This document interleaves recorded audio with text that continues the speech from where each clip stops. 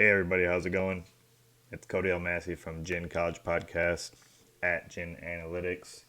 Uh, just here to give a reaction video to what I just witnessed. A real treat to the end of the night. The Notre Dame Fighting Irish against the Florida State Seminoles in Tallahassee, Florida. Notre Dame comes in as a 7-point favorite, and they're number 9 in the country.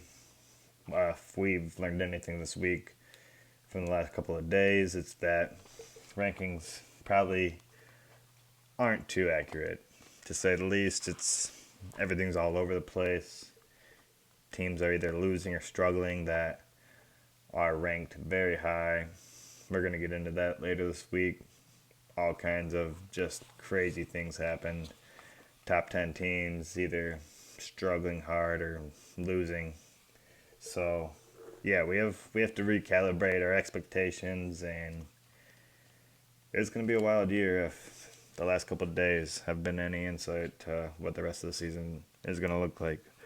But back to the point, the reason why we're here, what I'm doing, we're going to react to this game that just happened. It went into overtime. The final score was 41-38. Notre Dame gets away with a win, ranked top 10. Both teams looked pretty good. Unlike some other games this week, I really believe that Florida State is underrated, and I don't think that Notre Dame is overrated. Jack Cohn looked really good. I think that Florida State is just a little bit. I think they have something different this year. I know they fell short the last couple of years of expectations and whatnot. Dalvin Cook's the last really impressive thing to come out of the Seminole organization, but let me really get down to the analytics and the last little bit of what happened in this game where it got super exciting. Jack Cohn, for one, he really stepped up. He looked great tonight. I know there's probably a lot of Wisconsin Badger fans that wish he wouldn't transferred out and that they wouldn't have got so high on Graham Mertz so quickly. And yeah, now he's with the Notre Dame Fighting Irish, and today he broke a record tonight for the most yards, I believe, in opening debut of a quarterback for the season. So I bet he feels good. He had 4 touchdowns, only 1 interception, and that interception was on a Hail Mary attempt to end the game, but stop it from going to overtime. So he just chucked it down there, and Seminole came away with a pick. Not really his fault. It's just the situation he was in. So what I really want to talk about is McKenzie Milton. And I don't know if everybody remembers him, but I remember him. He led UCF, the UCF Knights, Central Florida, a couple years back. It was the last year of Scott Frost, who's now in Nebraska. He led UCF to a great season. I think it might have been undefeated. I'm not sure. But they gave Auburn a really, really good scare. And I don't want to say it was the Sugar Bowl, but I think it was. It was 4 or 5 years back. And I think 2017, he finished top 10 in the Heisman voting. And then it was 2018. He goes down in late November. A nasty, just brutal leg injury, artery damage. His surgeon actually said that he never expected him to walk again without any pain. His surgeon was there tonight because he wouldn't say that he didn't think he could do it, but he just had never seen anything like this. Somebody suffer an injury like that and then be able to get on the field and play sports at such a high level. And that's what McKenzie Milton did tonight. He only got to come in, which is a crazy part, because quarterback Jordan Francis of the Florida State Seminoles, he got in a play where his helmet got knocked off, which is just a rule that you have to come out for a game. But McKenzie Milton came in, and something special happened. He got that offense behind him, and he got it clicking. He scored the touchdown. He led the offense down the field and they scored the touchdown, and then he came back in and brings them within 3. And he wasn't just managing; he was commanding the offense there. He was going off. Everything looked good. He was making shovel passes. He looked like Patrick Mahomes out there.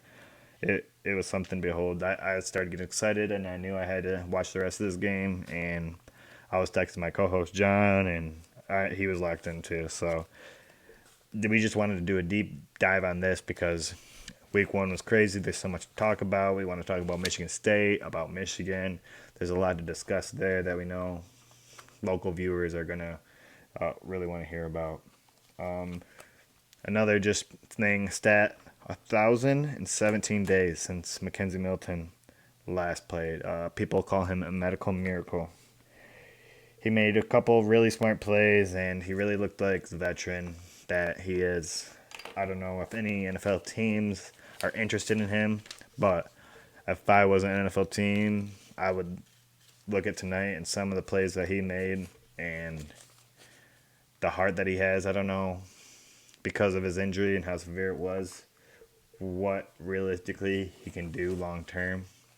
But just the way he stepped up, the plays he made tonight were just incredibly smart, incredibly poised. He looked like the man out there. And another thing, Jordan Travis, the quarterback who was replaced, not even hurt. He was the first dude to congratulate him, pump him up on the sideline when he scored that first touchdown back. He was so excited, and I think that's something in the locker room and culture-wise that Florida State has going for them.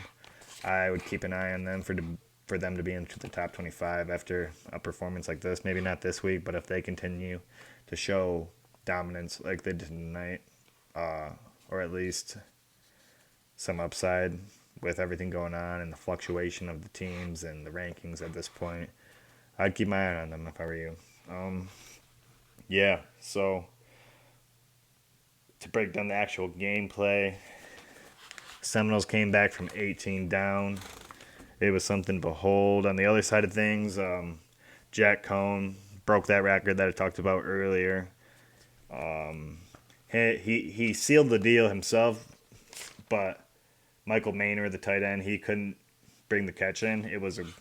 Before it even hit overtime, Jack Cohn threw the pass. Theoretically, that should have sealed the deal with the field goal, but his tight end, who he's been leaning on all game, all night, he just dropped a pass that he really shouldn't have dropped, but it gave us something to talk about, and I didn't mind the overtime. Another just big piece of what happened and what led to Florida State ultimately losing. That first drive, Florida State gets the ball first. They get stopped. There was a controversial play. Mackenzie Milton throwing the ball, in my opinion. I thought he was trying to tuck it. I think it should have been a fumble. My co-host John said it was a good call. We can discuss that a little bit when we're live and on camera with one another later on. But anyway, the kicker was They iced their own kicker, is what I'm gonna try and get to. He made the 50-yarder, even though the whistles were blown and it didn't count. He barely made that, but then afterwards, the referees ruled in favor of the challenge, moved them up to right behind the 19-yard line, and essentially, the Florida State Seminole kicker, he could not get it done. And then their defense, the Florida State defense, they came out and stopped the Fighting Irish as well, held them to 4th down. But the kid from Charlotte, the kicker of the Notre Dame Fighting Irish, he hits what I believe was a 41-yarder to seal the deal and ultimately lead number 9 to the W. Number 9 being Notre Dame. Yeah, but I mentioned Charlotte, North Carolina, just because I lived there for a year. So, if anybody, I know I got some people down there listening. I appreciate it. Thank you so much, everybody. What a wild week of football. I can't wait for this season. It's been crazy. This first week has been nuts, and we love a Sunday night treat.